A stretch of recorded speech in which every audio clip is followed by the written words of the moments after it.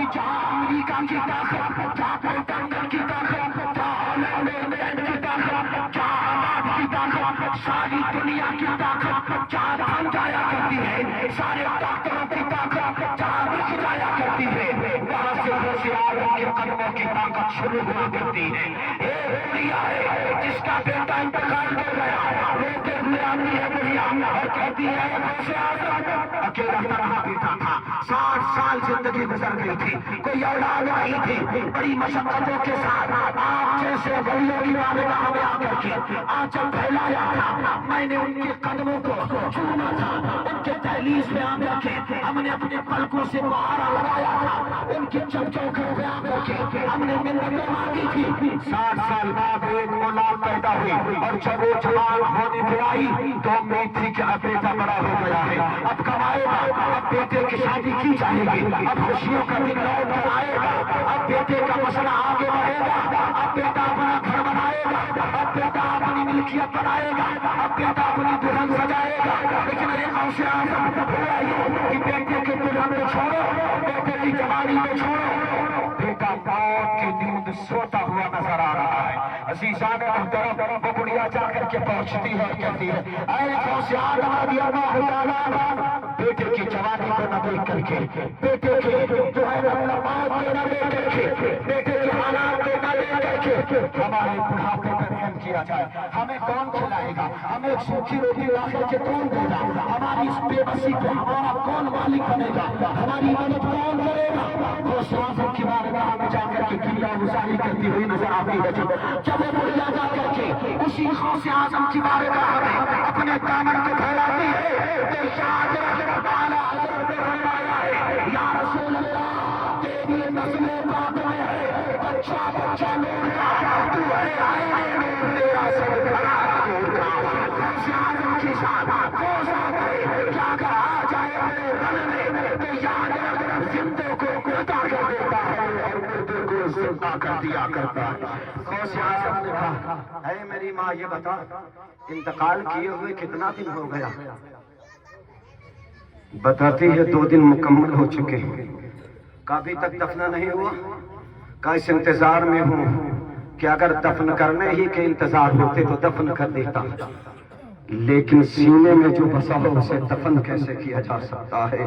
اور ابھی اس انتظار میں ہوں کہ شاید بیٹا مردہ تو ہو گیا ہو لیکن نبی کے گھر والے مردہ نہیں ہے، نبی کے گھر والے کبھی مردہ نہیں ہوا کرتے ہیں۔ عزیزان محترم، جب اتنا سننا تھا غوث اعظم کی کرامت سینے میں حج کو لے مارا کرتی ہے۔ سرکار غوث اعظم نے کہا ہے بڑھیا میں تلاش رہا ہوں تیرا بچہ اور تیرے بچے کی روح اس دنیا میں نظر نہیں آ رہی۔ اللہ اکبر! کون غوث اعظم؟ وہ غوث اعظم جو اگر بیٹھے تو ساری دنیا کھا لیا کرتا ہے۔ ہم اور آپ صرف آج واقعہ سنتے ہیں۔ غوث اعظم ایک ایسی ذات ہے جس کو اللہ تعالیٰ نے قضائے مبرم حقیقی کے بھی اختیار دیا تھا اور قضائے مبرم مجازی پہ بھی اختیار دیا تھا۔ جسے چاہے تھے شیخ عبد القادر جیلانی اسے زندہ کر دیتے تھے اور جسے چاہے اسے مردہ کر دیا کرتے تھے، کیونکہ اس لیے یہ تمام کرامتیں اللہ تعالیٰ نے غوث اعظم کے حق میں عطا کی تھی۔ میں یہ نہیں کہتا ہوں کسی اور کا عقیدہ ہو کیا کہ تم غوث اعظم کو خدا سے زیادہ بڑھا دیتے ہو، نہ کوئی غوث اعظم خدا سے بڑھ سکتا ہے اور نہ ہی کوئی نبی اعظم خدا سے بڑھ سکتا ہے۔ خدا خدائے وحدہ لا شریک ہے، وہ اپنے علاوہ اگر آپ نے خدا کی ذات میں کسی کو شریک کیا تو کافر ہو جاؤ گے۔ اس لیے خدا کی ذات میں کسی کو شریک نہیں کیا جا سکتا ہے اور خدا جسے اپنا مانے اسے دور بھی نہیں کیا جا سکتا ہے۔ عزیزان محترم، سرکار غوث اعظم رضی اللہ تعالیٰ عنہ کی کرامت آپ نے بڑھیا سے کہا ہے بڑھیا تیرے بچے کا مسئلہ اس دنیا میں نظر نہیں آ رہا ہے۔ بڑھیا میرا ماں ہار نہیں مانتی ہے، کہتی ہے اسے آج کو اللہ تعالیٰ نے دنیا دونوں دنیا کا جو ہے اختیار دیا ہے، اگر اس دنیا میں نظر نہیں آ رہا ہے تو اس دنیا میں اٹھا کر دیکھ لو، اس دنیا میں اٹھا کر دیکھ لو۔ غوث اعظم نے فوراً اپنی نظر لوہے میں ڈالی تو پہلا آسمان دیکھا خالی نظر آیا، दूसरा देखा खाली नजर आया, तीसरा देखा खाली नजर आया, चौथे पे जब देखा तो इस्राइल उस कटोरे में कई लोगों के रूहें ले करके जा रहा था, जिस कटोरे में उस बुढ़िया के बच्चे की रूह थी। गौसे आज़म ने कहा इस्राइल अगर सिफारिश मेरे पास आ गई है तो मैं कोई और नहीं हो बल्कि मुस्तफा का दीवाना हो। अपने शेर में फरमाते हैं मुरीदी ला तहफ़ अल्लाह रब्बी, मुरीदी ला तहफ़ अल्लाह रब्बी अतानी रिफ़ातन लिल मनानी। अल्लाह ताला ने ऐ मेरे मुरीदों मुझे मेरे रब ने इतना इख्तियार दिया है, इतना इख्तियार दिया है कि अगर मैं रब की बारगाह में मचल जाऊं तो सुबह क़यामत तक जितने भी मेरी मुरीद होंगे मैं सबकी बख्शिश करवा लूंगा। अज़ीज़ान मोहतरम अब बात कहने लगी है चौथे आसमान पे गौसे आज़म ने हाथ बढ़ाया और उस कटोरे पे हाथ को डाला तो सारी रूहें निकल करके कटोरा पलट जाता है। पलटने के बाद उस बच्चे के लिए वो आकर के जिस्म में लौटा दी जाती है। बेटा खड़ा हो रहा है, पता ये लगा कि सदके में जितने भी रूहें उस कटोरे में थी सबके सब वापस चली गई। फरिश्ता जाकर के कहता है मौला ये क्या माजरा है? रब फरमाता है हमने अब्दुल कादिर को दुनिया भी अता की है, आखिरत भी अता की है। हमने अब्दुल कादिर को दुनिया भी अता की है, आखिरत भी अता किया है। सरकार गौसे आज़म फरमाते हैं मुरीदी ला तखफ अल्लाह रब्बी, ऐ मेरे मुरीदों घबराने की जरूरत नहीं है। गुनहगार हो ना, गुनहगार हो लेकिन गुस्ताख नहीं हो। शराबी हो ना, शराब पीना बंद कर दो, गुस्ताख नहीं हो। इसी तरीके से मैं कहना चाहूंगा हज़रत मूसा जिसके यहाँ इस्राइल आया और कहा आपकी रूह निकालने आया है, मूसा ने कहा हमारी रूह निकालने आया है, तमाचा मारा, फरिश्ते मलकुल मौत इस्राइल की आंख जमीन पे निकल कर आ गया, आंख उतारता है, मौला की बारगाह में पहुंचता है। मालिक की तरह कौन सा बंदा है जो मरने के लिए तैयार नहीं है? अल्लाह अकबर। अब उनसे कहो जो ये कहते हैं क्या सिर्फ खुदा से मांगो बाकी और किसी से मत मांगो।